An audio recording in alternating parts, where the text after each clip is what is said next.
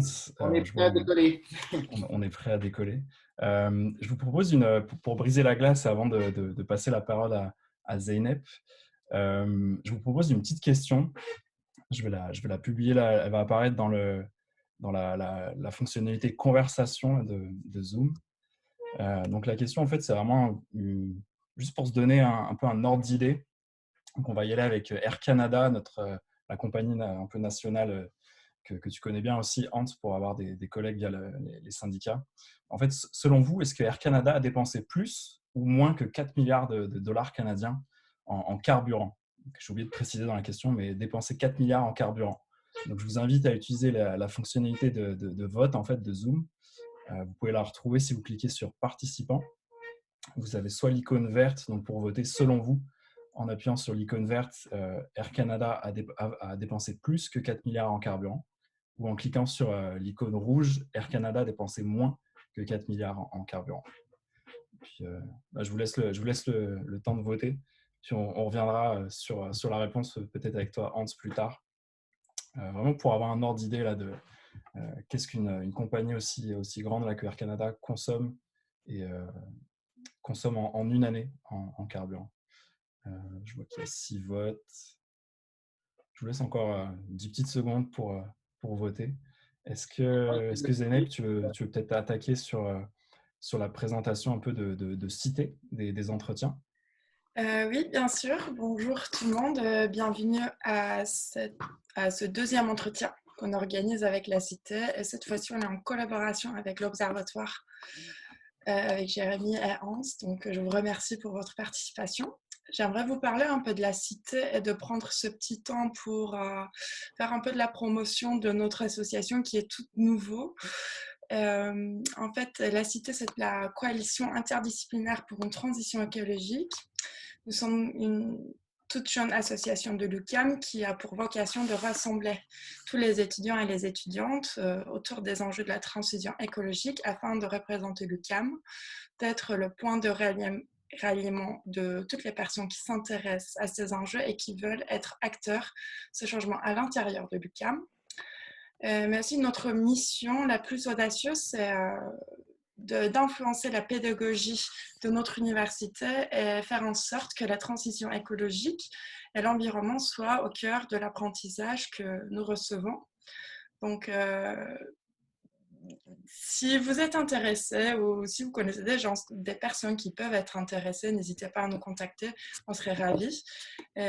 Donc, je laisse la parole à Jérémy et à Hans pour cet entretien sur l'aviation et donc sur la crise sanitaire du Covid et ses effets sur le secteur de l'aviation, qui va être très intéressant, je pense. C'est à vous. Merci beaucoup, Zeynep. Je pense que tu as bien présenté le Cité. Donc moi, je me présente, je m'appelle Jérémy Viré, je suis coordinateur à l'Observatoire international de l'aviation civile et de l'aéronautique. Donc on est une unité de recherche assez nouvelle, on a lancé ça l'année dernière, c'était le 17 mai. Donc cet observatoire, c'est une unité de recherche à vocation de transfert.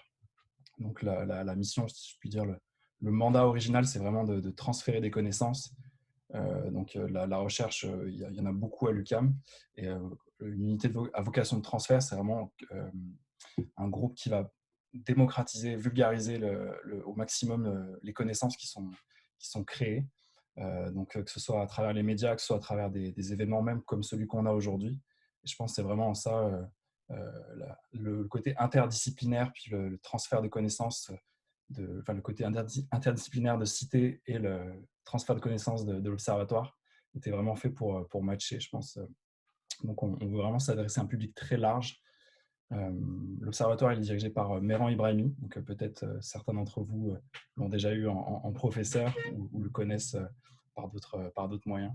Donc on est plusieurs membres. Donc avec Hans, on est un peu les premiers membres. On fait de la recherche sur la sécurité aérienne, la gestion des risques, des connaissances. Donc on a pas mal de domaines de compétences très axés forcément management et autour de l'économie. Donc par rapport à l'observatoire, en fait, vous pouvez vous demander pourquoi un nom aussi long. C'est une question qu'on se fait souvent poser OIAC. En fait, on a décidé un peu de détailler l'aviation. Souvent, on parle de l'aérien, on ne sait pas exactement qu'est-ce que ça recouvre. Donc, aviation civile et aéronautique, on a décidé un peu de l'articuler comme ça. Parce qu'en fait, l'aéronautique, ça s'adresse plus, c'est vraiment les constructeurs, les sous-traitants, tout l'écosystème qui tourne autour vraiment de la construction de l'aéronef en tant que tel, en fait. Et on distingue l'aviation civile qui là, va être plutôt le côté, ce qui va nous intéresser, nous, aujourd'hui, c'est le côté exploitation des aéronefs, donc les compagnies aériennes, exploitation des aéroports, donc les gestionnaires d'aéroports, puis tous les sous-traitants qui y sont liés, le contrôle du trafic aérien. C'est vraiment plus cet écosystème-là qu'on associe à l'aviation civile et auquel on va prêter attention avec toi, Hans, aujourd'hui. Donc très très rapidement, je vais essayer de cadrer un peu, Zeynep l'a bien fait, je pense, en introduction, d'aller un peu plus loin sur vraiment les deux aspects qui vont nous intéresser aujourd'hui. Donc c'est vrai que le contexte, on connaît la crise qu'on connaît actuellement. 80% des avions sont cloués au sol, voire même plus, je crois 90% en Europe. Donc nous, on va aborder deux volets. Le premier, c'est le volet environnemental. Donc ça, Hans a pas mal de choses à nous dire là-dessus sur la consommation de carburant, donc d'où notre première question. Beaucoup de choses à dire sur l'impact environnemental. Je pense qu'on a tous plus ou moins une perception de cette industrie comme très polluante, sur lequel il y a beaucoup d'efforts à faire, etc. Donc je pense que la réalité est beaucoup plus nuancée. Hans, tu vas pouvoir nous en donner pas mal de détails très concrets. Puis le deuxième volet, ça va être le volet plus social. Donc, parce que derrière l'aviation, il y a quand même des femmes et des hommes, il y en a beaucoup. C'est des millions d'emplois à travers le monde directement et encore plus indirectement. On pense au tourisme, l'hôtellerie, etc. Donc, il y a vraiment l'impact que la crise qu'on connaît actuellement a déjà, comme toi, Hans, tu dis que tu as arrêté de voler là, au 1er avril, mais tout ce qui va en découler en termes social, relations de travail, je pense que c'était intéressant de s'y attarder un peu aujourd'hui. Donc, je ne sais pas si peut-être que je peux te présenter. Je vais peut-être attaquer sur le format en fait que va prendre la discussion aujourd'hui. Donc, on va commencer avec un échange avec toi, Hans. Je pense qu'on va partir sur une petite trentaine de minutes. Puis après, dans une deuxième partie, on va plus s'attarder sur vos questions, parce que j'imagine qu'il va y avoir beaucoup de réactions sur ce qui va être dit en première partie. Donc, on va essayer d'être sur un petit 30 minutes, 30 minutes. Donc pour l'instant, tout le monde, par défaut, vous êtes sur mute. Au niveau des questions, n'hésitez pas dès maintenant à les poser donc par écrit sur la conversation. Allez-y, dès qu'elle vous vient en tête, posez-la. On va essayer de tous les compiler à la fin et de répondre à un maximum de questions en dedans de 30 minutes. C'est ça. Puis donc, par défaut, je les poserai moi, donc je les lirai en citant votre nom. Si vous souhaitez les poser vous de vive voix, n'hésitez pas à vous manifester. Il y a une fonctionnalité, vous pouvez lever la main, vous manifester sous quelque manière que ce soit. Je vous donnerai la parole avec vraiment grand plaisir. Mais on va y aller plutôt par défaut. C'est moi qui les pose pour qu'on essaie de caser un maximum de questions. C'est ça. Puis avant de te donner la parole, Hans, je vais peut-être juste te présenter, tu pourras me compléter par la suite. Donc, Hans Sobas, ça fait un peu plus de 20 ans que tu es pilote commercial. Donc, tu as piloté un peu dans tout type d'environnement, que ce soit dans les Caraïbes, forcément ici au Québec, au Canada, sur du vol long courrier. Donc là où tu en es actuellement, tu es commandant de bord sur des avions type A330, donc des gros porteurs qui traversent l'Atlantique.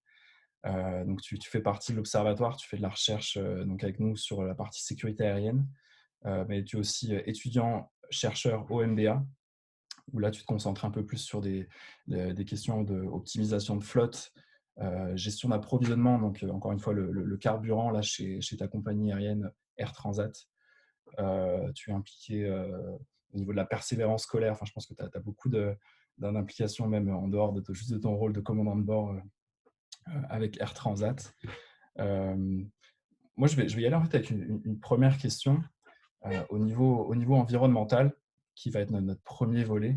Vraiment de manière très globale, qu'est-ce que faisait l'industrie pour réduire son empreinte avant la crise? Qu'est-ce que faisait l'industrie? C'est une très bonne question. Premier, bonjour à tout le monde. Merci de me recevoir. L'industrie de l'aviation, c'est une énorme industrie.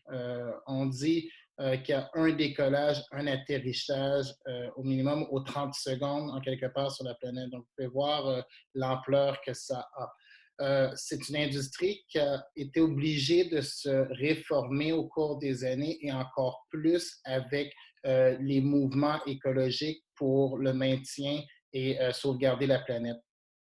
Si on le prend sur le premier volet, le volet aéronef, vous savez que la durée de vie d'un avion de ligne, c'est en moyenne une trentaine d'années.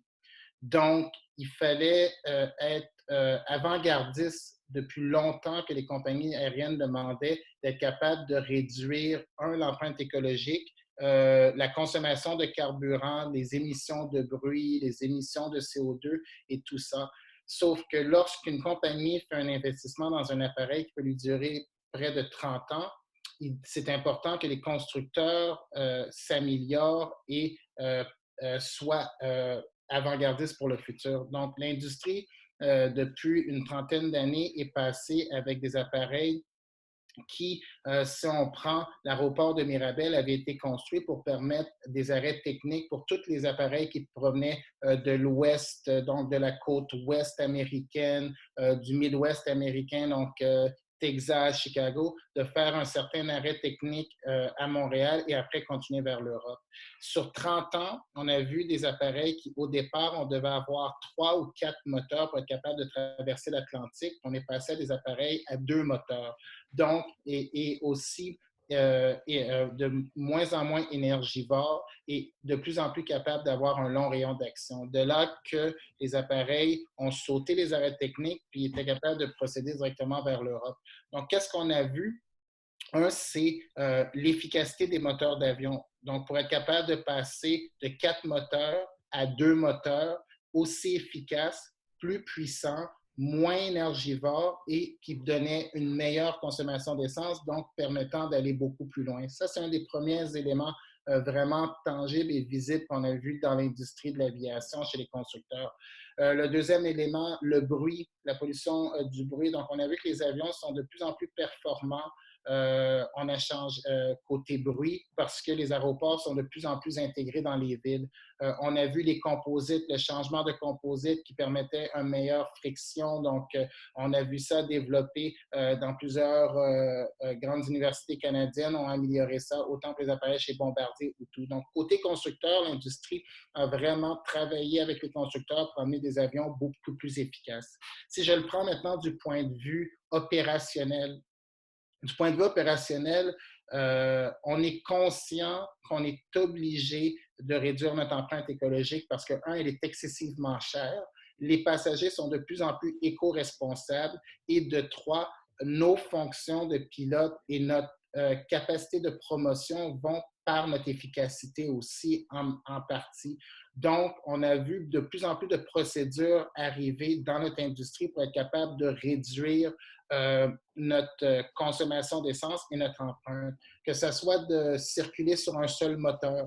Je ne sais pas si vous avez porté attention au cours des dernières années, mais vous voyez de plus en plus qu'on démarre un moteur après le refoulement et après ça, on démarre le deuxième moteur le plus tard possible avec les limites qu'on a besoin opérationnelles avant le décollage. Ça, c'est un des éléments que, pour vous faire une image, un gros porteur consomme en moyenne environ 100 kg à la minute, donc 220 livres de carburant, donc environ 200 litres de carburant à la minute au sol, au moteur. Donc, de pouvoir démarrer un seul moteur, c'est un des éléments.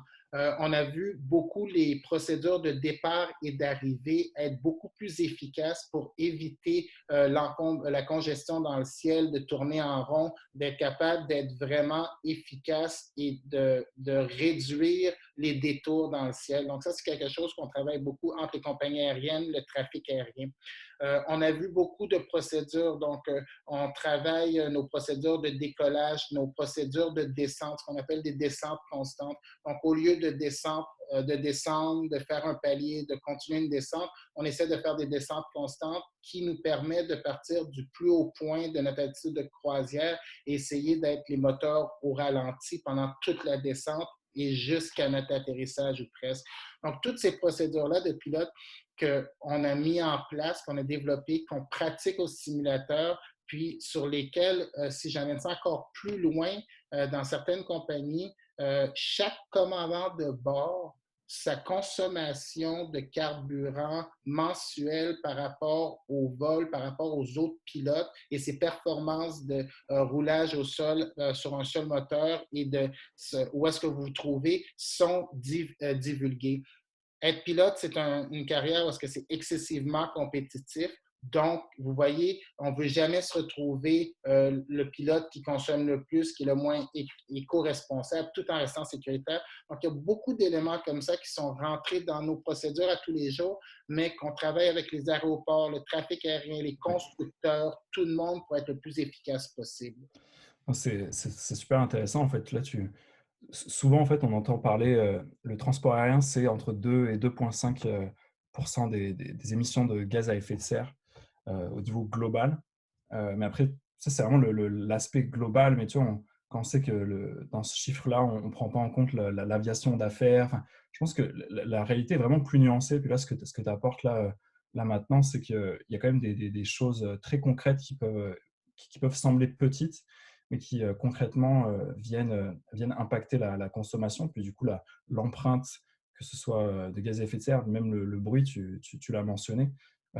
On parlait tantôt, Hans, et ce que tu fais dans ta recherche là, au niveau aussi de l'optimisation des flottes avec ces nouveaux appareils là, qui sont des monocouloirs qui permettent de traverser l'Atlantique. Est-ce que tu as d'autres exemples concrets un petit peu Oui. de l'optimisation des flottes, par exemple? Euh, de remplacer un parc aérien est quelque chose qui est une décision qui peut faire une compagnie avoir un avantage concurrentiel ou, avec le mauvais choix, faire une compagnie faire faillite. Avoir les mauvais appareils, c'est un balancier à tous les jours de dire notre coût par mois de location, oui, est moins cher, plus l'avion est vieux, mais plus il va être consommé du carburant. Dans une industrie où est-ce que lorsque le carburant augmente de 1 $, peut impacter de 1 ou 10 millions dans certaines compagnies leur coût par jour d'opération pour un seul dollar sur le baril de pétrole, vous pouvez voir que les décisions sont très importantes. Dernièrement, chez Air Transat, ils ont décidé de faire de revamper leur parc aérien et de s'en aller avec pour le remplacement de leur Airbus 310 qui avait plus d'une trentaine d'années depuis qu'il était sur le marché et arrivait à la fin d'une vie commerciale, d'aller vers le Airbus 321 Neo Long Range, qui est un monocouloir. Donc, il fallait changer la perception de nos passagers et de l'industrie, de dire que maintenant, on va recommencer à traverser l'Atlantique avec des plus petits avions, donc monocouloirs, que les gens sont tellement habitués aux gros porteurs, et on va aller chercher la meilleure économie et par passager, par siège, en dépenses de carburant d'un avion sur l'Atlantique. Ça a été un gros pari parce que les baux de ces avions-là sont excessivement chers. On les paye par mois. Et pour vous donner une idée, un avion de ligne en moyenne qui sort d'une usine, que ce soit Boeing ou Airbus, tout dépendant du modèle, c'est entre 500 000 à 1,5 million de dollars US par mois juste en location. Wow. Il n'y a rien encore qui est dans ça. Si vous le saviez, les moteurs sont souvent loués aussi, les trains d'atterrissage sont loués, les composants des appareils, donc il y a d'énormes coûts. Donc, d'avoir décidé d'aller avec cet appareil-là, c'était un bon coup pour Air Transat, un énorme coup, et surtout dans une relance pandémique maintenant, où est-ce que le trafic aérien va avoir réduit, le nombre de passagers à bord va avoir réduit, sauf qu'en même temps, l'avion le connaissait moins. On était le premier opérateur nord-américain de cet avion-là, et le premier sur l'Atlantique, à traverser l'Atlantique avec lui. Donc, on a eu quelques difficultés techniques. Vous avez sûrement pu en voir dans les nouvelles où est-ce qu'on a dû faire des arrêts techniques parce qu'on n'était pas capable de se rendre à notre point de destination On a dû partir en vidant les réservoirs d'eau, des fois en laissant des passagers ou des bagages. Mais je travaille justement, mon projet d'intégration de mes deux MBA sont sur ça, sur l'optimisation de cette flotte-là. Et on arrive, grâce à un partenariat avec les constructeurs, avec différentes personnes, avec l'université comme ici, à trouver des solutions. Puis c'est ça que j'aimerais mettre la plus grosse emphase. L'aviation a des défauts, Ouais. mais la plus grande beauté de l'aviation, c'est que tous nos défauts, on ne les tolère pas et on n'accepte pas de vivre avec eux à long terme. Et à tous les jours, différents acteurs qui font partie de l'aviation et de l'aéronautique travaillent d'arrache-pied pour être capable de trouver ces solutions-là. Donc, quand on en parlera un peu plus dans l'écologique, on va revenir à ça, mais à chaque défaut que nous avons, on a une norme qui est souvent plus rigide que les normes réglementaires des autres industries, encore plus rigide parce qu'elle est internationale et on va dans plusieurs pays qui ont des normes encore plus complexes souvent et on doit s'assurer de respecter toutes les normes, pas seulement les normes canadiennes, mais les normes internationales, dont les normes des pays. Et c'est ce qui fait que votre impact, votre implication va permettre de rendre cette industrie-là encore plus éco-énergétique et encore plus proche de la réalité de la responsabilité sociale que les passagers veulent avoir. Ce que tu dis, c'est que avant même la considération environnementale, en fait, pour des considérations sécuritaires, puis surtout économiques, l'industrie dans son ensemble, donc les constructeurs d'avions, puis parce que toi, tu connais beaucoup l'exploitation de ces avions-là, en fait, l'intérêt à consommer le moins possible. Et en fait, la pression est déjà excessivement forte au niveau économique. Ça m'amène un peu sur ma deuxième. Peut-être on peut répondre déjà à la question un peu qu'on a posée en introduction. Du coup, est-ce que Air Canada consomme plus ou moins que 4 milliards par an en carburant sur 2019 là? Est-ce que tu avais la réponse, Hans, à Oui, ça? ça va me faire un grand plaisir. Donc, la réponse, c'est plus de 4 milliards. Comme Wow. Jérémy disait, c'est 4,3 milliards l'an dernier de dollars. Chez Air Transat, c'est plus de 400 millions. Air Transat est quand même, en termes de grosseur, environ 10 fois plus petit qu'Air Canada, mais c'est quand même plus de 400 millions. Donc, c'est la dépense numéro un de tout transporteur et c'est l'obligation numéro un de tout transporteur de trouver toutes les manières possibles de réduire, cette facture-là et automatiquement, en disant la facture et la consommation de carburant, bien, on réduit notre empreinte écologique aussi. D'accord. Donc là, cette pression, on la constate bien, mais là, la crise qu'on connaît actuellement, là, pour recentrer, comment est-ce que toi, tu vois l'évolution de cette dynamique, là, un peu de réduction de l'empreinte forcée, un petit peu? Comment ça va évoluer? Là, C'est le transport aérien, ça a explosé. En 15 ans, on a vu le nombre de passagers a carrément doublé. On est passé de 2 à 4 milliards de personnes transportées. Comment est-ce que tu vois là 90% des avions sont cloués au sol actuellement? Comment ça va repartir? Comment c'est l'environnement va continuer à être pris en compte? c'est sûr, on fait face à une crise mondiale et pour la santé, mais en aviation, on fait face à une crise mondiale de survie. C'est une question de. Puis pour juste revenir au début du mois de mars, puis si on retourne à février, on voyageait en moyenne avec un taux de remplissage entre 85 à 95 tout dépendant des compagnies aériennes. On est arrivé avec le début de la pandémie où est-ce qu'on a chuté à 50 et vers les dernières journées, j'ai fait des vols sur un avion de 350 passagers avec 15 passagers, 20 passagers à bord.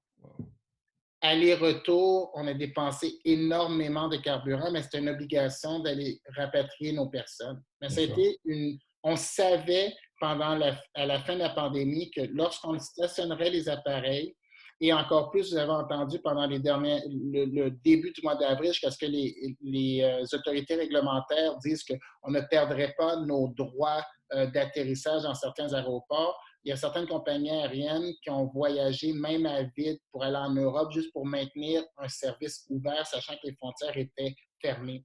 il y a beaucoup d'éléments derrière ça, politiques et réglementaires, qui, au-delà de la question, mais écologiquement, ça ne fait aucun sens et je suis d'accord.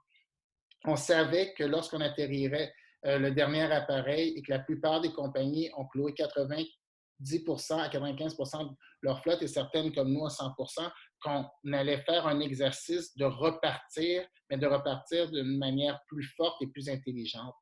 On a permis de voir au travers des différentes compagnies, puis pour vous faire comprendre l'urgence, depuis lundi, plus de 5 compagnies aériennes majeures ont fait faillite. Je ne parle pas de petites compagnies, je parle d'aussi gros South African Airways, qui est le Air Canada de l'Afrique du Sud, Virgin Australia, qui est le numéro 2 en Australie, qui est le WestJet australien. Si je vous donne, on a des compagnies comme Norwegian en Europe ou bien Ryanair qui suffoquent présentement et sont à quelques jours de faire faillite, et même des gros comme British Airways ou Air France.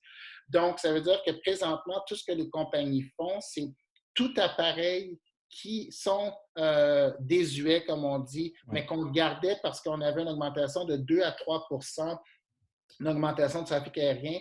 On était en pleine capacité avec des constructeurs qui avaient des retards de livraison de 1 à 2 ans, tout dépendant des types d'avions chez Airbus et chez Boeing, qui faisaient qu'on devait garder ces appareils-là. Donc, présentement, tous ces appareils-là qui avaient 20, 25 ans, qui étaient très énergivores en termes de consommation de carburant, ont tous été mis à la retraite ou envoyés à la ferraille pour le recyclage. Donc, ça, c'est un premier des éléments.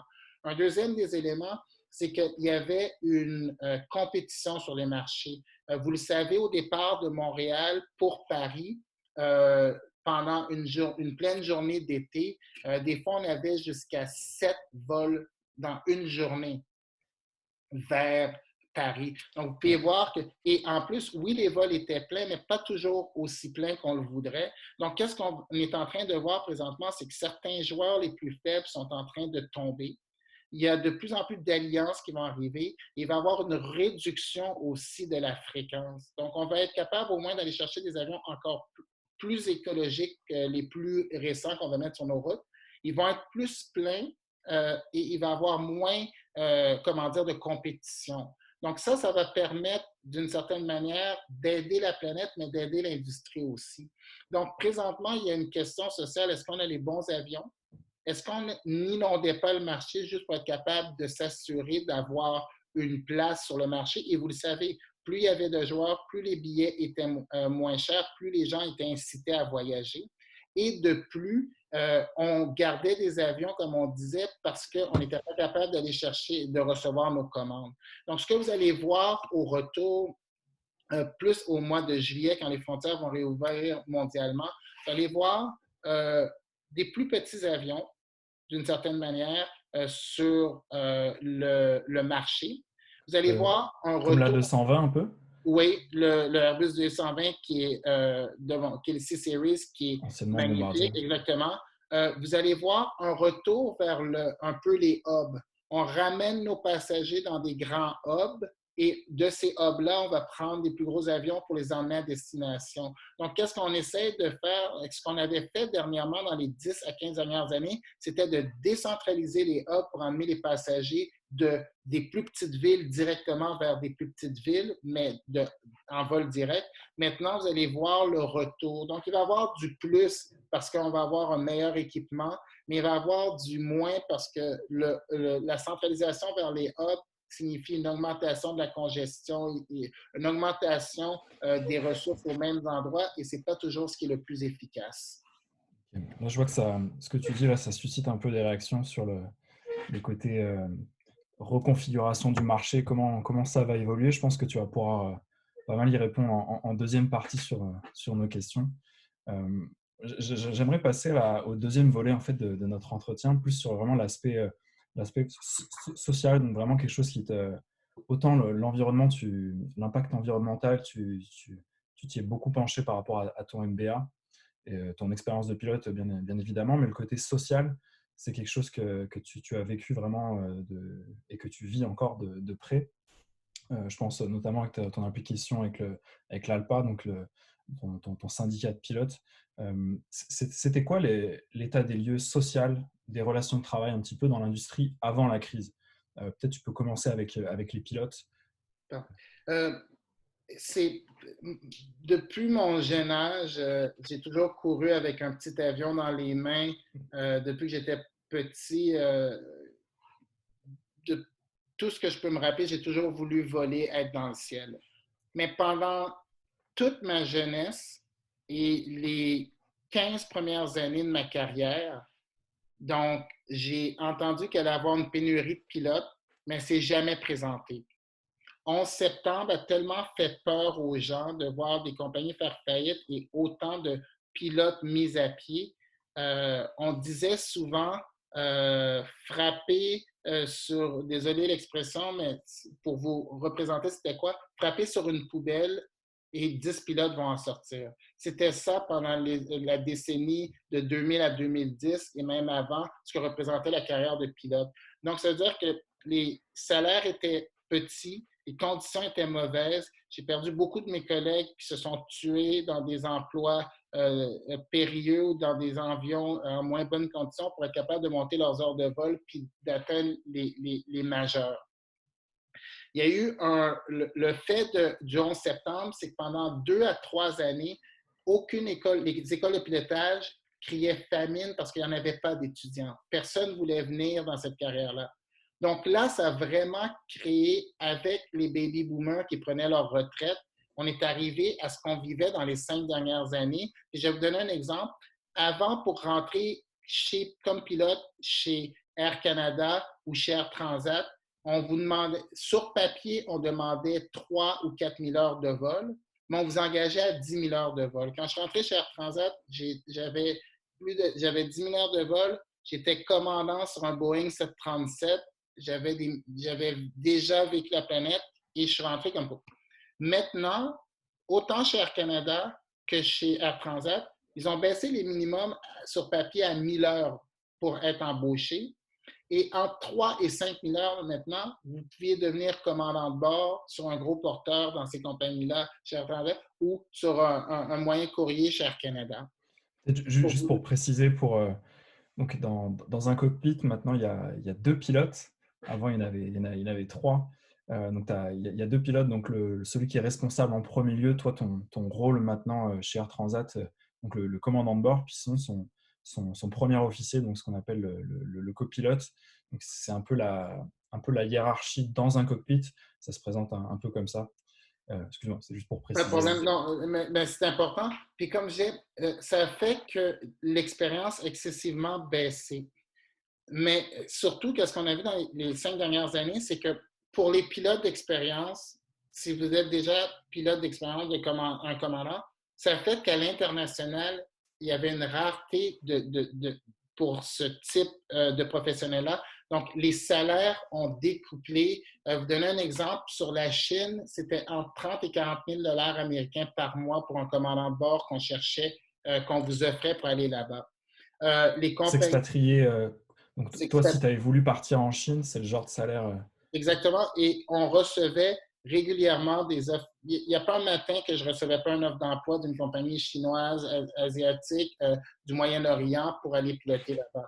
Donc, ça fait que les compagnies se volaient les candidats et les pilotes, maintenant, pour vous dire à quel point c'était, c'est on les convoquait en entrevue et ils ne se présentaient même plus en entrevue parce qu'ils disaient j'ai eu une meilleure offre ou mon employeur m'a offert quelque chose. Donc, cette rareté de plein emploi que vous avez vu, qu'on parlait tant dans les autres industries et dans notre société, était une pénurie parce qu'on disait que dans les 20 prochaines années, on allait avoir besoin à peu près 250 000 pilotes de ligne sur la planète, ce qui était impossible à former.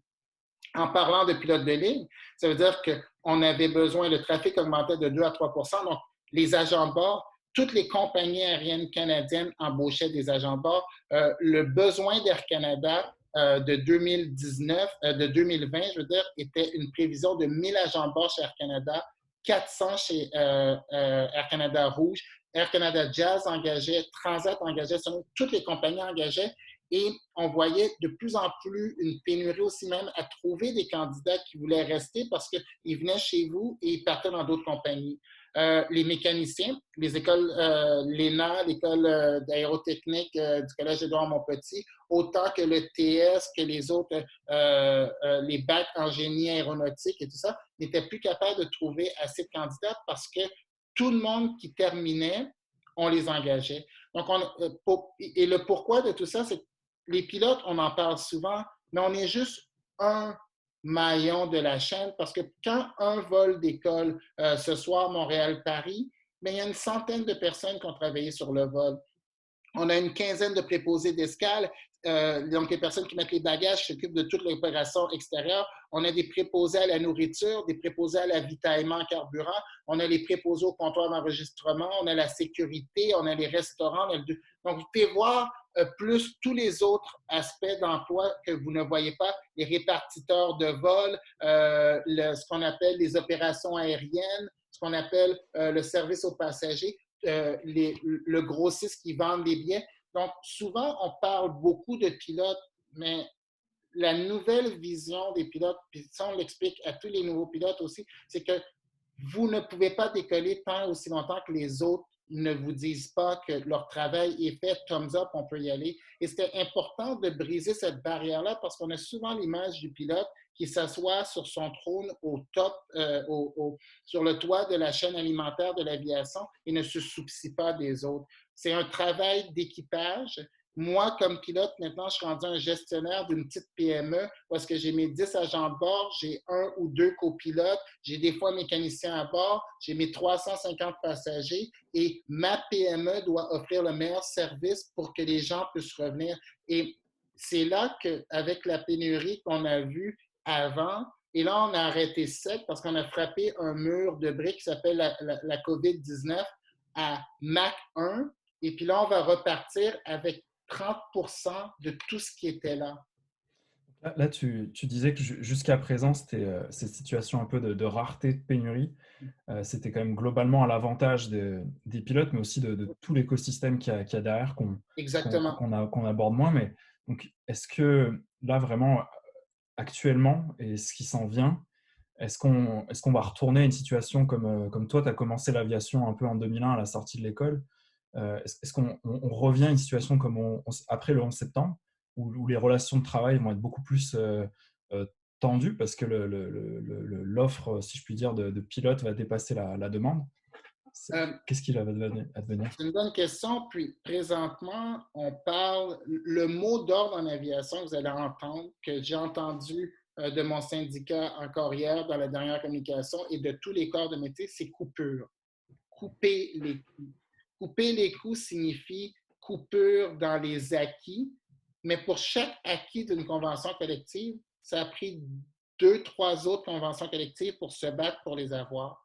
Et souvent, l'image que l'IATA et l'OACI nous donnent, l'Organisation civile internationale nous dit, c'est qu'on va avoir un recul à peu près, dans les optimistes, on parle de 2 à 3 ans, dans les pessimistes jusqu'à 5 ans pour revenir à où est-ce que nous étions au 1er janvier.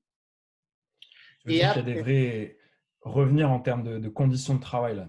En termes de trafic aérien, mais les conditions de travail, c'est qu'on va devoir faire des concessions dans les prochains mois pour être capable de revenir. Et ces concessions-là qu'on va donner, lorsque le trafic va revenir d'ici 2 à 5 ans à son maximum qu'il était il y a 1 an, mais les conditions de travail ne reviendront pas. Ça va nous prendre 2, 3 conventions collectives avant de pouvoir regagner ces acquis-là. Et c'est là que le dommage va être fait parce que à chaque fois qu'on redonne des acquis, mais que ça nous prend aussi longtemps à le donner, on décourage des gens à venir dans une industrie qui va être déjà pleine de préjugés socialement, côté écologique, côté économique. Donc, on va revivre un peu ce qui va arriver avec le 11 septembre parce que malheureusement, la reprise ne sera pas une reprise en V où est-ce qu'on a chuté drastiquement et quand la levée du confinement va être faite, beaucoup d'autres entreprises vont repartir. Malheureusement, l'aviation va avoir une reprise plus en forme de U, où est-ce qu'on a chuté drastiquement. On va rester en bas pendant une période de temps, le temps que les gens voient les différents nouvelles procédures telles que porter le masque, comment on va faire la distanciation sociale, comment on va désinfecter les avions, tout ça. Et lorsque ça va être clair et que vraiment on va avoir repoussé au maximum tout ce qu'on peut repousser et dire, OK, maintenant on doit reprendre le voyagement, on doit reprendre certains éléments. Là, la reprise va être faite, mais ça va être une reprise graduelle. Certaines personnes parlent en U en espérant que ce palier-là au bas, où est-ce qu'on va avoir reculé, donné des acquis, va repartir assez drastiquement, mais beaucoup d'experts, puis moi je pense que ça va être plus une reprise en L où est-ce qu'on a chuté drastiquement et on va tranquillement, pas vite revenir. Donc maintenant, la question, c'est une industrie qui est fragile, mais surtout, c'est aussi une industrie qui n'est pas indispensable à beaucoup de personnes. Et vu cette vulnérabilité-là, ça fait que les premiers coups qu'on fait, les premières coupures qu'on fait sont dans les vacances. Et c'est pour ça que cette industrie-là va avoir de la misère à se relever et va devoir innover dans la manière de se relever. Merci beaucoup, Hans. Je pense que là, autant sur les impacts environnementaux que sociaux, tu as dressé un beau portrait. Puis, il y a encore beaucoup de choses à voir. Enfin, je pense qu'on ne peut pas prédire, ni toi, ni tous les experts ne peuvent prédire comment ça va se passer, tu l'as bien dit. Mais j'espère que tes exemples concrets, en tout cas, ont permis d'éclairer, de montrer un peu c'est quoi la nuance de cette industrie qui est excessivement complexe. Nous, à l'Observatoire, on s'efforce toujours d'éclairer un peu le débat public qui tombe des fois un peu dans des préjugés, etc. Puis c'est dur d'en sortir, mais c'est avec ce genre de nuances, je pense qu'on peut aller de l'avant. Si je peux me permettre un commentaire avant qu'on...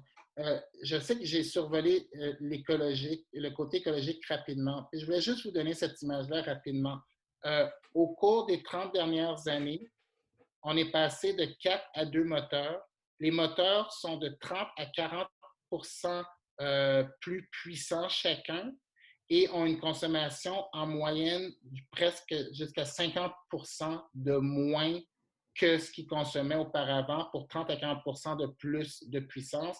Et en plus, les avions, comme je disais, aux 1000 nautiques et au siège ont baissé de plus de 50 les chiffres qu'on avait dans les années 70-80 dans le pic de l'aviation.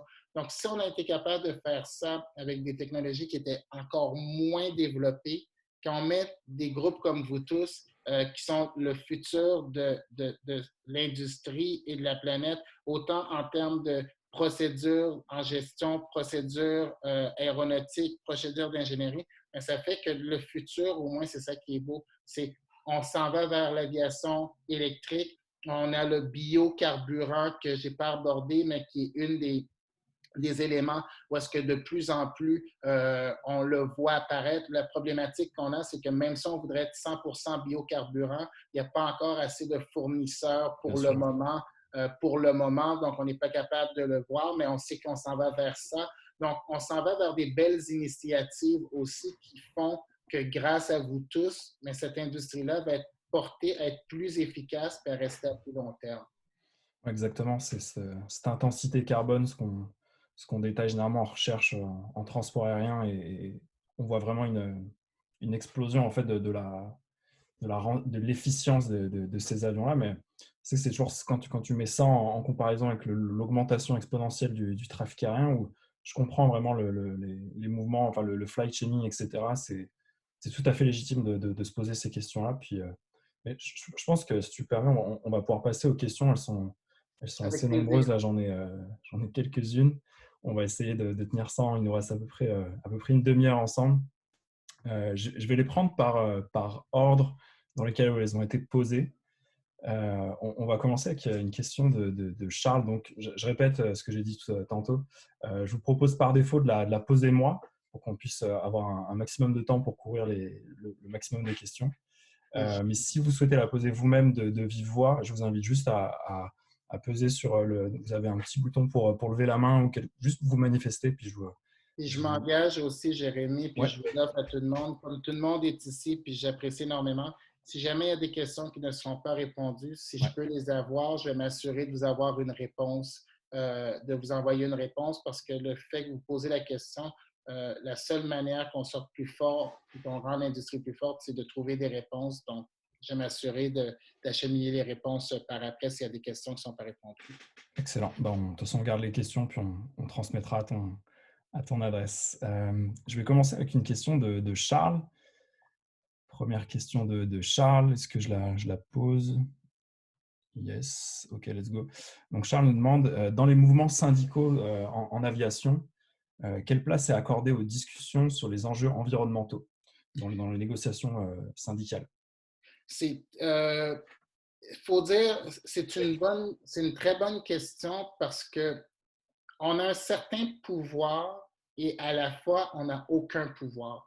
On a un certain pouvoir en termes de pilote surtout et avec les agents de bord aussi et les mécaniciens. Donc, je vous donne un exemple. On essaye de ramasser à bord, de faire du recyclage, mais on a des normes réglementaires qui font qu'arrivant à l'international, tout déchet industriel d'une compagnie aérienne, je veux dire, tout déchet d'une compagnie aérienne doivent être détruits parce que c'est un danger pour l'écosystème local. Donc, ça fait que même lorsque on va mettre dans les demandes, dans nos demandes syndicales, certains éléments comme ça qu'on voudrait pouvoir avoir des outils pour faire le recyclage, tout ça. La première question que toute compagnie aérienne pose toujours, c'est combien ça coûte? Le coût, le coût, le coût. C'est une industrie où est-ce que ça impacte des milliards, mais qui font des sous ou des fois aucun profit pendant des années. Donc, on dit souvent la meilleure manière de finir millionnaire en aviation, c'est de commencer milliardaire. Donc, dans les négociations syndicales, on ne voit pas beaucoup la question environnementale qui vient à l'intérieur, mais on le voit énormément dans les procédures dans les procédures opérationnelles qui changent régulièrement pour nous, les pilotes. Et c'est là que notre impact social et écologique a. Juste pour donner un petit exemple, vite fait, des éléments qu'on a vu changer. Il y a 10 ans, 15 ans, on voyait régulièrement d'être numéro 50 au départ de New York dans la file d'attente et d'avoir un moteur qui brûle du carburant pendant des heures, 1 heure, 2 heures avant de décoller. Et ça, c'était un impact. Donc, des éléments que des groupes travaillent beaucoup avec les pilotes, les opérateurs, les compagnies, les aéroports et le trafic aérien. On a développé quelque chose qu'on appelle le TSAT. Donc, on vous donne 1 heure prévue de pouvoir quitter votre passerelle et à cette heure-là, plus ou moins 15 minutes, votre créneau, lorsque vous allez refouler, il n'y en aura pas de délai d'attente et puis vous allez pouvoir rouler sans faire trop d'arrêt vers la piste et décoller. Donc, on travaille beaucoup socialement à être plus éco-énergétique puis avoir ce volet-là, mais vous devez toujours dire que toute procédure a un coût et souvent le coût est je veux dire, est renvoyé aux passagers.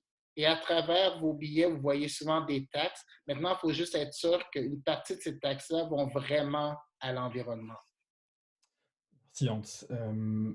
Là-dessus, tu parlais de l'optimisation un peu, y compris sur les opérations au sol. On va y aller avec une question de Oriane qui, elle va aller sur un autre segment, je pense, qui n'a pas été encore très, très couvert. Elle nous demande, je vais juste regarder si elle lève la main. Ok. Bon, j'y vais avec la question d'Oriane. Dans les médias, le secteur de l'aviation est souvent critiqué car le kérosène n'est pas taxé. Comment est régie la taxation du carburant à l'international et vers quoi s'aligne-t-on? C'est une bonne question parce que souvent, on penserait que on va être capable de sauver en ayant cherché du kérosène dans les fameux abris fiscaux dans des endroits comme le Moyen-Orient, que ça coûte des pacotiers, le litre de kérosène. La plupart des compagnies aériennes font ce qu'on appelle du hedging. Il y a des options, des stock options, et on achète notre carburant ou on sécure un certain prix de carburant sur les bourses de New York, de Londres, tout ça, en grosse quantité. Lorsqu'on fait du hedging, ça coûte 50 millions de litres ou de quantité à ce prix-là. Donc, vous voyez que c'est des gros prix. Maintenant, tous ces éléments-là rentrent dans les calculs fiscaux et on paye une certaine forme de taxe détournée par rapport à certains éléments parce qu'on paye un frais pour utiliser notre propre carburant qu'on a sécurisé à un certain prix à chaque aéroport. Les aéroports nous prennent des taxes sur ça qu'ils doivent redonner au gouvernement. Et comme le fait que notre opération est internationale, que nos taxes doivent être payées partout. Donc, des fois, on ne paye pas directement sur le prix du kérosène, mais on la paye 2-3 fois en détourné par rapport, on va payer des taxes et à Paris et à Montréal, on va payer d'autres taxes sur l'opération, on paye aussi sur le profit si jamais on sauve dans notre hedging, tout ça. Donc, vous allez voir que comprendre la taxation d'un billet d'avion, ça prend presque un bac en économie. Puis c'est pour ça que la plupart du temps, le prix qu'on vous donne est un prix qui inclut toutes les taxes. Mais la plupart du temps, votre billet peut coûter en moyenne. J'ai vu des billets aussi bas que Montréal-Paris, 15 le billet, mais il y avait 650 de taxes. Ouais, il y a une complexité en fait qu'on a du mal à appréhender. Puis, ce que tu dis, c'est qu'à l'international, enfin, tu peux aller chercher du carburant à l'international un peu comme tu veux. Et du coup, là, si demain le Canada met une taxe sur les carburants, ça aura un impact. Si ce n'est pas standardisé au niveau international, l'impact est limité. Bien, exactement, parce que il y a tellement de taxes, et on voit beaucoup de taxes de frais aéroportuaires que c'est là que lorsqu'on rentre dans le système de taxation qu'on peut voir vraiment beaucoup. Mais on ne voit pas, je vous dirais, c'est pas de la même manière que le carburant d'auto où est-ce qu'on peut voir qu'il y a tant qui va pour le gouvernement, tant pour l'amélioration, tant pour le transport aérien, je veux dire le transport en commun. Donc, la taxation est différente et puis les compagnies qui se pensaient intelligentes de détourner la taxation, de détourner, se sont fait prendre de plus en plus. Donc, ça fait que c'est un impact tellement énorme que ça a amené certaines compagnies à faire faillite.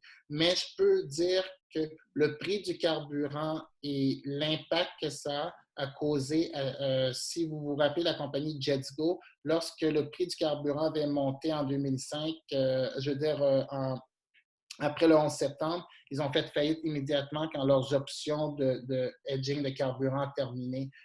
Pour nous, chez Air Transat, on a notre responsabilité sociale, c'est d'être socialement responsable.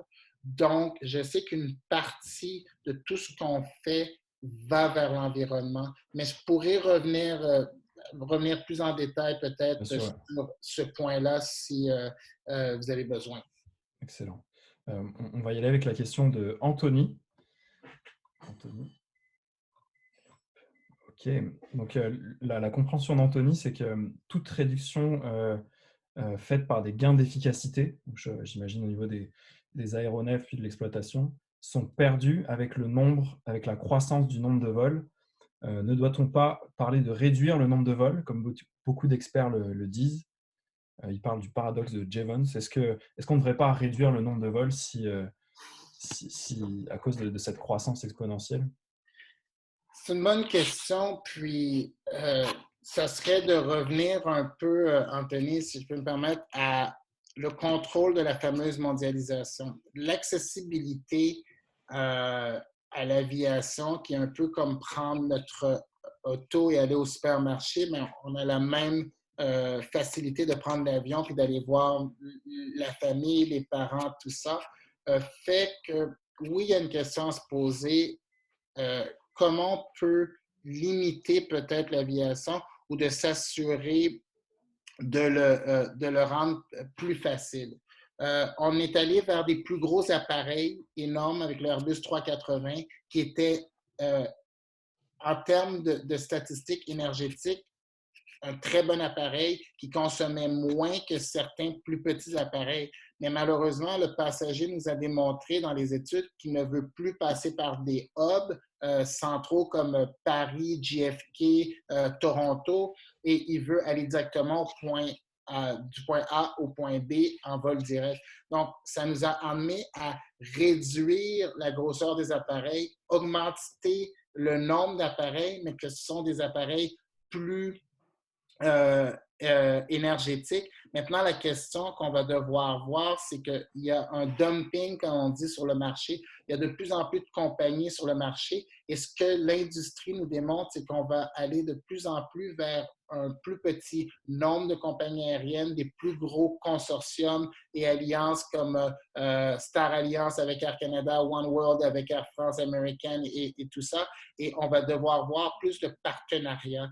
Donc, le nom des compagnies aériennes que vous allez être habitués de dire, moi, je prends Air France pour aller vers Paris, bien, vous allez prendre One World pour aller vers Paris. Aujourd'hui, vous allez partir avec tel partenaire et revenir avec celui-ci. Donc, on va être capable d'éviter cette surcapacité de 5-6 vols à 80 plein, puis aller avec 3 vols à 100 plein.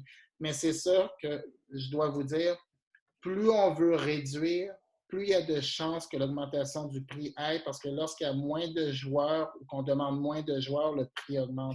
Donc, c'est un peu paradoxal, où est-ce qu'on va vouloir être capable d'avoir une meilleure efficacité, une meilleure empreinte écologique, en gardant des prix bas, en ayant les horaires que tout le monde veut, puis de trouver une symbiose de tout ça. Je ne suis pas assez intelligent pour être capable de vraiment répondre à ça, mais je suis conscient que la COVID, autant qu'elle a tué beaucoup de personnes, mais qu'on disait des personnes qui étaient immunodéficients et autres, mais ça va faire la même chose en aviation. Les compagnies qui étaient plus faibles, les compagnies qui étaient chambranlantes, les compagnies qui perdaient de l'argent, qui n'avaient pas le bon équipement, tout ça vont être appelés à disparaître. Donc, le marché va se régulariser par lui-même un petit peu, je l'espère. Ça nous emmène à une question de Louis, qui porte pas mal sur le trafic aérien. Question de Louis. Ok, je vais y aller. Donc Louis nous demande, avant la crise du Covid, quelles étaient les perspectives de croissance du trafic aérien? Est-ce qu'on était proche de la saturation? Est-ce qu'une limite avait été établie? Donc, c'était quoi un peu les perspectives de croissance avant le Covid? Les perspectives de croissance, c'est sûr que côté Amérique du Nord, on approchait une certaine forme de saturation malgré qu'on avait une augmentation de 2 à 3 qu'on disait par année. Mais cette augmentation-là venait beaucoup de pays émergents. L'Inde, l'Asie du Sud-Est, la Chine elle-même, même l'Afrique augmentait ses compagnies. Donc, on voyait une augmentation du trafic aérien, oui, mais on la voyait aussi beaucoup plus ciblée par région. Donc, lorsqu'on prenait cette augmentation-là, on pouvait voir que dans certains endroits, les aéroports roulaient déjà à leur capacité maximale. Donc, je vais vous donner un bon exemple aussi d'une mauvaise planification de ça. Si on prend l'Alberta, l'aéroport de Calgary, pendant le boom pétrolier qu'on a vécu au début des années 2010 à 2000, parce que le baril a même atteint un certain point, 150 $ américains le baril. Fort McMurray et toute l'industrie de l'Alberta était basée sur le pétrole. Donc, l'aéroport a bâti une deuxième piste de 14 000 pieds qui a coûté proche de 2 milliards, comme on a dit, un nouveau terminal au complet. Et par le temps que tout ça soit terminé, le prix du baril s'était écroulé, l'industrie albertaine s'est écroulée et l'aéroport est presque un désert. Donc, c'est un élément qui a vraiment ouvert les yeux aux stratèges en aviation, aux planificateurs et aux gens de dire il va falloir qu'on soit plus efficace avec ce qu'on a déjà sur le marché en termes d'aéroports, en termes d'aéronefs, en termes de, comment je dirais, de créneaux. Et on va devoir faire avec et manager, gérer l'augmentation de trafic. Mais comme je vous dis, ça va ralentir, mais dans 5 ans, on va avoir oublié de cette pandémie-là, puis on va être reparti. Mais vous allez surtout voir des marchés comme la Chine qui est encore qui est est sous sa saturation, et l'Inde, qui sont deux gros joueurs, et toute l'Asie du Sud-Est, que ça va être grâce à eux que cette progression-là de 2 à 3 va continuer. En Amérique du Nord, on devrait voir quand même une certaine stabilisation. Oui, exactement. La question suivante, c'était Roberto qui l'a posée, mais tu as déjà répondu à moitié. Lui, il parle, tu disais régulation, lui pensait plutôt consolidation, mais je crois que tu es Oui. revenu là-dessus.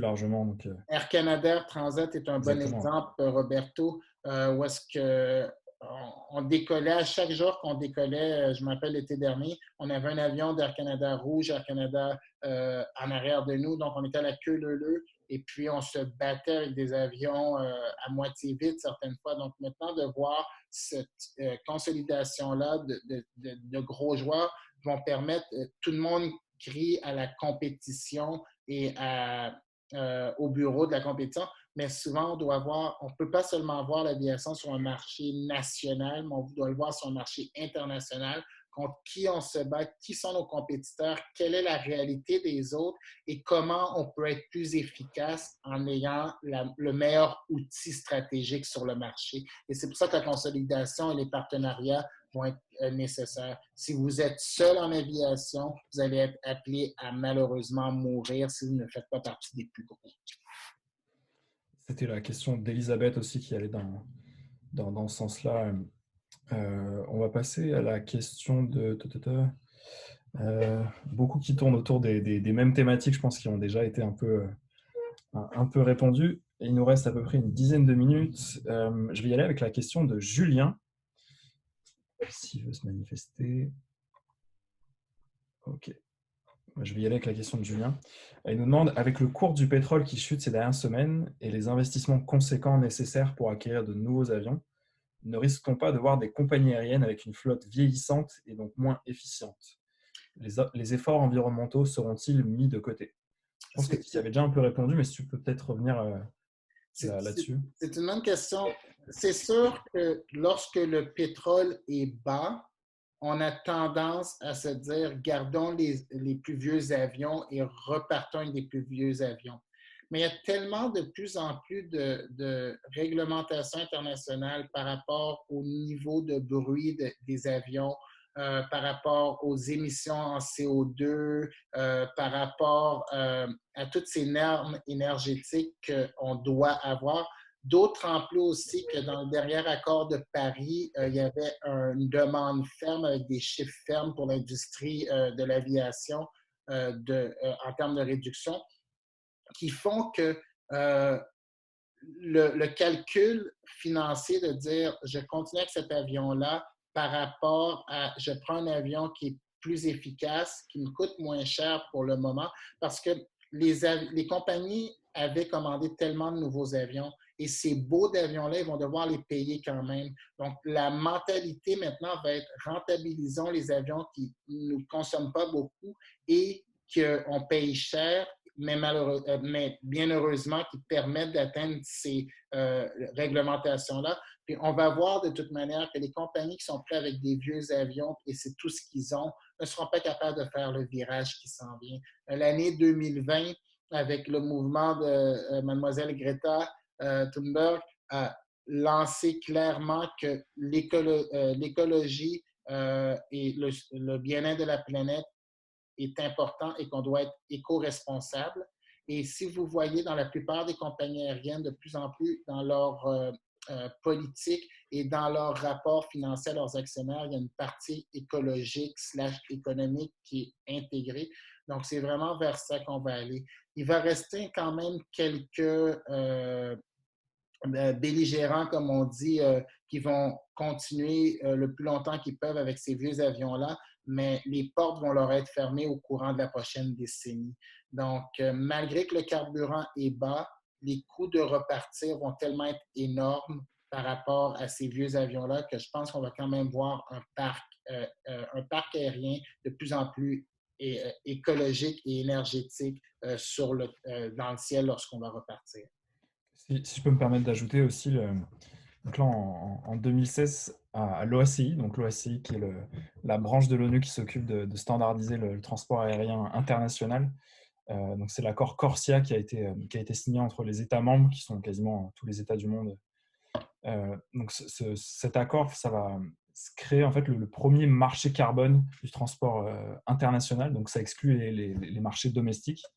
Mais au niveau international, en fait, c'est quand même pas mal une première ça n'existe pas dans la construction automobile ou beaucoup d'autres industries. Mais là, l'aérien mondial, si je puis dire, s'est mis d'accord pour compenser en fait le carbone et du coup de inciter les mauvais joueurs, les nations qui ne favorisent pas suffisamment les aéronefs plus verts à s'en aller vers ça, donc à inciter financièrement. Ça, c'est important de le souligner, je pense, même si, comme toute organisation de l'ONU, ce n'est pas forcément très contraignant, mais ça donne quand même une bonne tendance, je pense. Un peu dans le même état d'esprit, on va y aller avec une nouvelle question de Charles sur le transport électrique, l'avion électrique. Il nous demande quelle pourrait être l'autonomie de vol d'un avion électrique, quel horizon de temps, je pense, il voulait parler de à quel horizon on pourrait avoir un avion électrique dans le ciel. C'est une bonne question. C'est une excellente question. On a complété le premier tour du monde électrique avec un avion électrique il y a 18 mois, si je me rappelle bien, par Richard Branson, qui a les compagnies Virgin Atlantic à Londres, Virgin Australia et tout ça. Je pense que la technologie est nouvelle du fait aussi qu'on doit toujours avoir un aspect sécuritaire encore plus grand en aviation. Où est-ce qu'en automobile, on a un système dans notre auto et on a un deuxième système de protection. En aviation, on va avoir toujours 3-4 systèmes de redondance pour s'assurer que s'il y a n'importe quoi, on va toujours être capable de rester sécuritaire. On voit de plus en plus de composantes d'un avion électrique, que ce soit les démarreurs des moteurs, que ce soit le fly-by-wire qu'on a dit par impulsion électrique dans l'aviation, qu'on a vu, ou d'autres éléments. Donc, je pourrais voir une plus grande concentration de parties électriques, autant dans les avions que dans toute l'opération aérienne. Mais maintenant, de voir un avion complètement électrique que sur des batteries sans carburant. La dernière conférence en sécurité aérienne que j'étais à Washington cet été en parlait. On avait un horizon de 10 à 20 ans devant nous avant de pouvoir voir ça. Mais je pense que l'élément que vous allez voir le plus, c'est plus d'avions qui ont des composantes électriques, une plus grande autonomie sur l'électricité, suivi, puis on pourrait remplacer ce qu'on appelle l'APU, Auxiliary Power Unit, qui est le troisième moteur qui donne l'électricité au sol et l'air climatisé peut-être par des batteries électriques plus puissantes. Et puis, on pourrait voir une augmentation du biocarburant, plus des alliances comme ça d'éléments avant de voir un avion complètement électrique. On s'en va plus là à moyen terme vers de l'hybride plutôt que du Oui. 100%. Je sais que les conférences, tu parlais à Washington, mais il y en a eu récemment ces derniers mois à, à Montréal dans le cadre des entretiens Jacques Cartier, là, où il y avait des chercheurs français c'était assez complexe, c'était très très technique, mais ce que moi j'avais retenu, c'est que la densité énergétique, donc l'énergie que tu peux avoir avec 1 kg de composants, donc que ce soit 1 kg de carburant ou 1 kg d'une batterie électrique, c'est une échelle je crois que c'était de 1 à 15 ou 1 à 20, c'est-à-dire qu'avec 1 kg de carburant, en l'état, aujourd'hui, tu produis 15 fois plus d'énergie qu'avec une batterie électrique. Et surtout, une batterie électrique, bah, tu as le même poids au décollage puis à l'atterrissage versus le carburant, donc que ce soit biocarburant ou régulier. Bah, au décollage, bah, tu as une certaine masse, puis à l'atterrissage, tu as une masse qui est beaucoup. Bah, ça a été consommé, donc il y en a moins. Donc c'est vraiment ces dynamiques-là à avoir en tête. Donc il reste du chemin. On pourrait le voir un peu plus dans les avions d'affaires, éventuellement, l'aviation de plaisance. Je vous dirais même pas dans l'aviation de cargo, parce que plus souvent, l'aviation cargo utilise des avions qui sont un peu moins récents, des avions de ligne passagers vers une vie cargo. Donc, c'est pour ça que j'espère le voir plus, mais comme tu as dit, Jérémy, ça va être plus du hybride avant qu'on voit une totalité. Parfait. J'ai une dernière question. Donc là, on en a couvert quand même 12 questions, ce qui est plutôt pas mal. Il nous reste que quelques minutes. C'est une question d'El-Kébir. Est-ce que vous pourriez peut-être repréciser un peu sa question, parce que je ne suis pas sûr d'avoir tout compris. En fait, ça concernait ce que tu parlais un peu de la reprise en U ou en L plutôt qu'en V. En fait, il nous demande, je regarde juste s'il se manifeste, El-Kébir. Hop. Bon. En fait, il nous demandait quels sont, quels indicateurs probables te font dire qu'on arrive sur une reprise plutôt en U, en L qu'en V? Est-ce que ça va dépendre du politique? Comment expliquer un peu ça, cette reprise qui va être un peu plus poussive qu'une reprise directement? Est-ce que ça va dépendre plutôt du politique ou de la compagnie elle-même? Je pense que les compagnies elles-mêmes vont vouloir mettre des procédures en place pour éviter les poursuites. Je n'ai pas besoin de vous dire qu'on voit que les nouvelles chartes des passagers, le retard nous fait avoir des pénalités de 700 € cash par passager. Sur mon avion, je me dis souvent, lorsque ça arrive, j'ai une réalité de plus d'1/4 de million d'euros américains à payer aux passagers. Donc, on est toujours dans l'optimisation puis d'essayer de voir la meilleure solution. Je pense que l'industrie aussi, le politique va mettre beaucoup de règles pour éviter la contagion et que l'aviation est un grand vecteur possible de contagion en allant d'un avion d'un pays à l'autre. Autant l'avion lui-même, les déchets que les passagers, que les membres d'équipage. Donc, c'est sûr qu'il va y avoir une question sur le tout et je ne pense pas que la planète s'est encore penchée sur le tout, même si l'IATA, l'Association des transporteurs aériens, ainsi que l'OACI travaillent sur ces questions-là. Vous savez que le politique prend énormément de temps à réagir.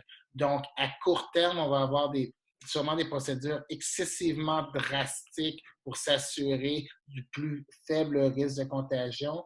Donc, qui fait que des procédures drastiques, autoritaires, totalitaires font souvent peur aux gens et cette peur-là va ralentir la progression. On parlait de possibilités qu'il va y avoir un tourisme immigrant qu'on appelle, ou est-ce que ça va être plus les gens qui ont des familles à l'étranger, qui veulent aller voir leur famille, qui ont perdu des membres, qui veulent retourner porter leur respect.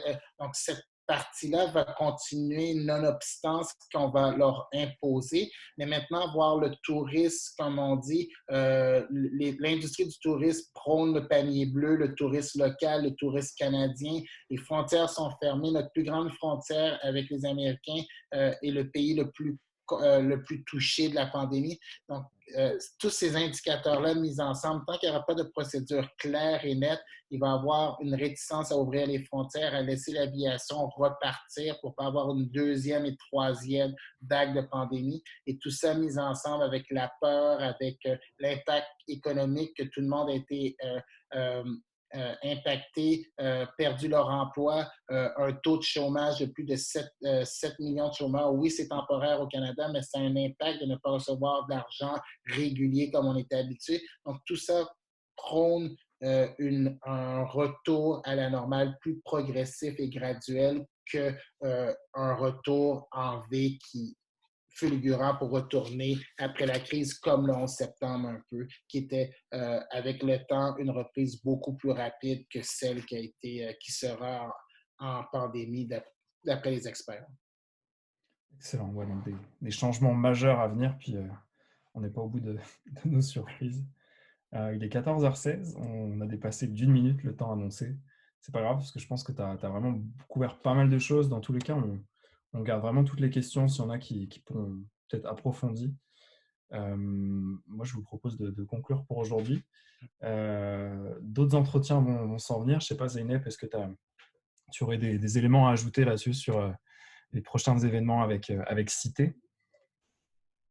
Reste connecté, on va vous annoncer bientôt. On va également partager l'enregistrement d'aujourd'hui pour ceux qui sont curieux, qui ont envie de revoir, qui sont curieux de savoir les questions un peu plus en profondeur. Ok, eh bien, restez branchés pour l'actualité de Cité. Le prochain entretien, vous serez informés. Moi, j'aimerais surtout remercier tous ceux qui ont participé aujourd'hui. C'était très apprécié de vous voir aussi nombreux. J'espère que vous avez beaucoup, beaucoup appris.